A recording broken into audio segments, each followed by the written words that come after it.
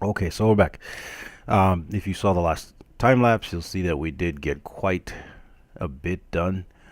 The reason there's a hole back here is because in the body mesh, there is the strap for her bra. And Quadra was, obviously going to have issues trying to constrain the points to the mesh because it was going to punch things out. So I just sort of modeled around that to deal with that issue. I will go back at some point and sort of freehand that and close that up. Right now, I'm just going into the body here, and let me turn on Quadra. Okay, so as you can see, I'm just sort of laying things out. I start really. Oh, there we go. I start really kind of low res, and I'm just trying to lay out where everything is before I go to making it too detailed. So I just wanted to follow this around here. If I select the body, hide everything else, you'll see that what do they call them? Obliques, the side sort of ab muscle area. You'll see that you have this muscle that sort of runs around and down this way. You can see that right there. So I wanted to trace that out. You can also see, and again, I don't know the name of these muscles back here, but you can see that she has these muscles kind of visible in here. This sort of triangular thing here sort of lines up with the glutes here. So I try to trace that out as well in there. Up here, try to follow more the scapula, the shoulder blade, than the muscle so much. I mean, you can kind of see the trapezius area down in here, then it runs down to here. Wasn't too worried about following that exactly. I didn't feel like that was too important. I did try to follow this back muscle right here behind the delt. So because this is a female and she's muscular, but she's not like rippling with muscle. If it was like a big bodybuilding, Incredible Hulk type of physique, then I would have obviously tried to trace all the muscles. But with her, I can get away with a more grid-like pattern here. And then down here, you can see I'm following those muscles around to the front because they are pretty well visible. So you just kind of have to figure out where you're going to do it and where you're not going to do it to get the results that you want. And then here I am kind of tracing out the rib cage sort of runs like that, and I'm going to try to follow that and get where I need to get. So continuing with the breast area here, just gonna try to link this up in here and decide where I want to start to go back. So continuing there, and then I'm thinking this may be a good place to start to go back that towards the back. So something like that. And if you've been watching the time lapses and all the other videos, you'll see that I will lay down geometry, and then at some point, sometimes I change it completely. And it's all kind of a trial and error thing. You just put something down, and if it works, great. If it doesn't, try something else. So I try to do that quite a bit. I don't want to sit there just trying to figure something out. I'm just going to lay down some polygons, and if they work out, they work out. If they don't, they don't. And I can deal with that as I need to. So she has, she's got some lat muscle here that we want to make sure that we lay out pretty well. The other thing I want to make sure I do is with the arms here, I want to make sure that I have edge loops that go around in rings, because in previous models that I've done, I end up sometimes getting edge loops that spiral down the arm, and I don't want to do that. I want to make sure that I have a ring. So I'm just going to start to define that here. I'm just going to lay down polygons. Nothing here is finalized. I just want to make sure that my edge loops will connect all the way around here. Okay, so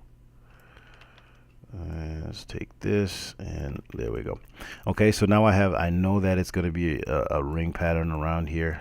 Like I said, sometimes things start to spiral. It might start going around this way, but then end up coming around this side and end up being over here somewhere, and then spiraling as it goes down the arm. That's happened to me a few times, and I've had to fix it later, and it can be a pain in the butt. So I try to make sure that I lay it out just like that as a good starting point. Now again, being a female, she does not have the muscle mass of a man, like what a man would have in his arms. I think the 3D scan of this lady here is just some kind of bikini muscle competitor. So she's not really going for the bulk. She's going more for the physique. So she is pretty well cut, pretty well shredded, but she's not really huge. So the arms here, you can see there's not really that much muscle. So you can see our tricep here, but you don't really see the separation between the heads of the tricep like you would in a male bodybuilder. You can definitely see the separation of you can definitely see the bicep muscle right in here. And within the biceps, there's separation. If it was a serious bodybuilder male character, you might see that. But with her, it's just one mass here. So I will follow that, but I'm not gonna go too crazy on it and try to put the split in the tricep there, because I don't think it needs it. So let's go here, and you'll see that I jump around. I was down there a minute ago, and now I'm up on the arm. I do that just to keep myself from getting bored. It's just I find that I work more efficiently that way. Because I sometimes I'll get bogged down in one position, one spot, and I'll sit there for hours, and it's just I'm not getting work done as fast as I want to. So I have found that for me, by jumping around a little bit, I start to work more efficiently, because I can. If something is not quite working right for me in another part, I can just move on to the next part and then come back and look at it again with fresh eyes later, and I find that for me that works very well. So that's what I'm doing here. And again, I just want to try to trace out that mass of the biceps there.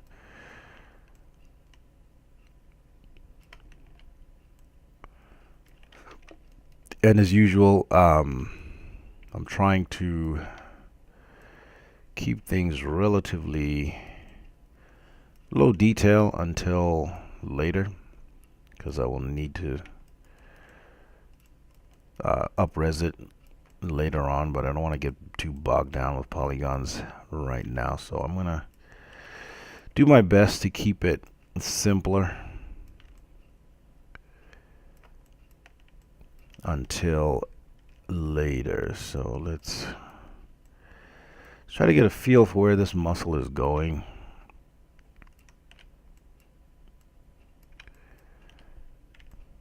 And it just sort of being cognizant of where the muscles of the arms are. You'll see that the forearm muscles sort of go from up here and come around to sort of the side of the wrist here. So you gotta take that into account. That's just the way that the forearm works, because we got the two bones in the forearms and they twist over each other, so the muscle sort of goes with the bones. And making sure that you understand this will make for better modeling, because you can account for the forearm twisting, because the wrist does not twist at the actual wrist. It twists sort of from the elbow down.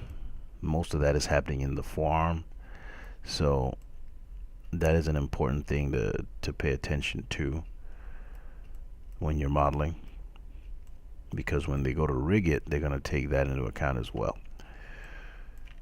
So if a character has palms down like this, then you have to account for that twist in the forearm. If they had their palms vertical, then you might be able to model a straight line down. But if they have their palms down, you kind of have to model from up in here and have it run around to the side of the wrist here. All right, so just keep going here. At some point in this video, I think I'm going to go back to time lapse. And that way we can just get a move on and you don't have to hear me jabber on and on. Okay, so we're starting to define that there. Let me go this way, maybe to here. And sometimes when your polygon that you extrude is underneath an existing one, it's hard to select. There, I can do it. Sometimes it's not so easy to select that vertex, so I will extrude it short and then pull it over, and you might see me do that a bit in the different time lapses. That's why I'm doing it. So I suppose what I should do is figure out if I'm going to, how I'm going to connect here. Do I want to connect this guy here, or do I want to cut in something here and then connect that? Let's try that. When it's still low res, it doesn't really look like much. Kind of looks pretty bad, but as we add more and more geometry, things tend to start to improve the way that they look. So let me go around here, and then again, same thing on this side. I'm going to connect this here, and I think this one needs to go there. Of course, we got to make sure that we have enough geometry in here, but that is something that I will add later. Let's get this working first. And I guess we're going to have to connect this here. Maybe bring this down just a little bit.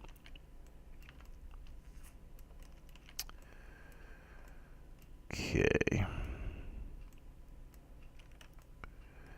And again, the relax tool is one that you'll see me use a lot in the time lapses, because it is a nice quick way to even out your lines and get everything to smooth out a little bit.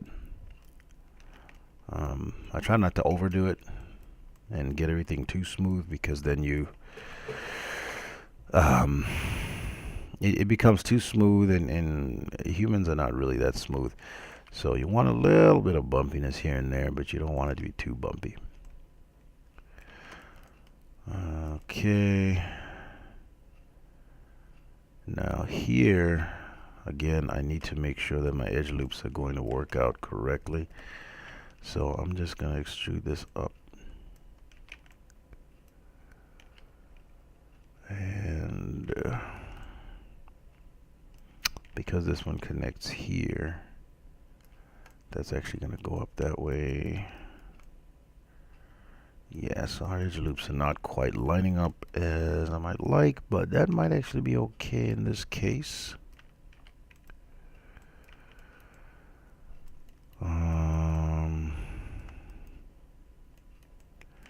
Yeah, so let me relax this over this way.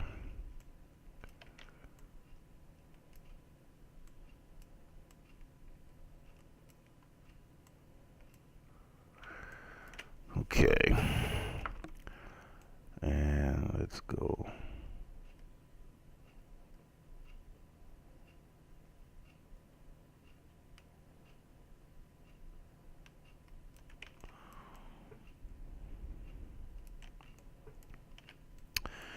Okay. So yeah, I guess there's not really much else to say. I'm just going to keep going. So we're going to start the time lapse right about now.